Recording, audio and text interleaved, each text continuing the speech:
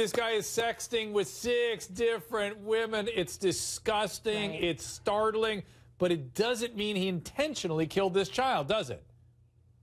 No, it does not by itself. But that, coupled with everything else, gives you a really strong probable cause. So they will allow that as part of the evidence pool because it can show intent if he's having a relationship, if he's looking to basically leave his wife to be with somebody else. Now, Evie, they were looking through his... Dr. Drew. What's that? What? It will play a role, though, in this investigation. Oh, I have no doubt about it. Listen, I've got a lot of thoughts about it. But also, they were looking through his medical records. Now, Nancy went off on how they were going to look through the child's medical records, which, of course, they want to see if the child had any antecedent evidence of abuse or mishandling or dehydration or malnourishment, that kind of thing. But they were looking at his medical records. Nancy missed on that point. And, Evie, what would they be looking for in his medical records? It seems to me concerns of physicians, psychiatric problems. Aren't they looking for a way of trying to make sense of this whole thing?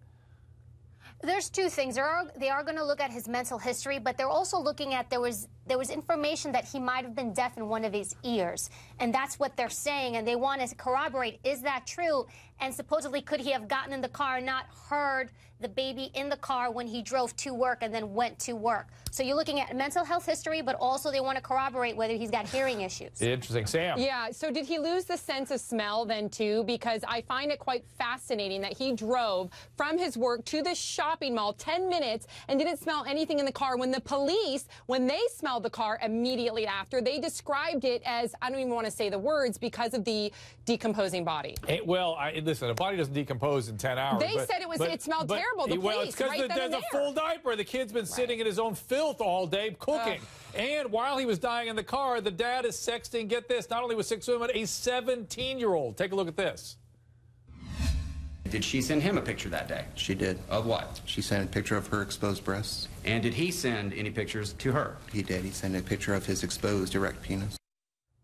Oh, my Vanessa, gosh. it's almost beyond belief. Look, this guy is a pervert. He is a pedophile. He is disgusting. He's a poor husband. But what I don't have is the evidence that he is a child killer. Look, everything looks really bad. I am the first one in line to say that, but I am not okay with throwing a man in jail without concrete evidence. Well, okay, I still Lonnie, need something. Lonnie, hold your horses. I'm going to load up your case, Lonnie, with some other evidence. He searched on the internet prior to his son's death the following thing. Put a screen up there.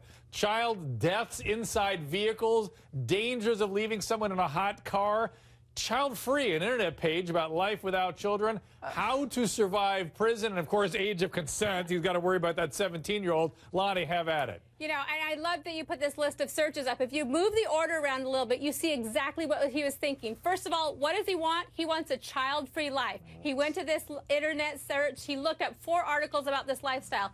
Then he says, okay, well, how do I get it? He looks up how to kill a child in a car. How hot does it have to be? Okay, what do I do if I get caught? Well, I better know how to survive in prison. And what if I don't get caught? Well, I want to know the age of consent so I can know how young my next girlfriend can be. He had it all lined out, and he was doing all of the searches he needed to figure out where he was going to next.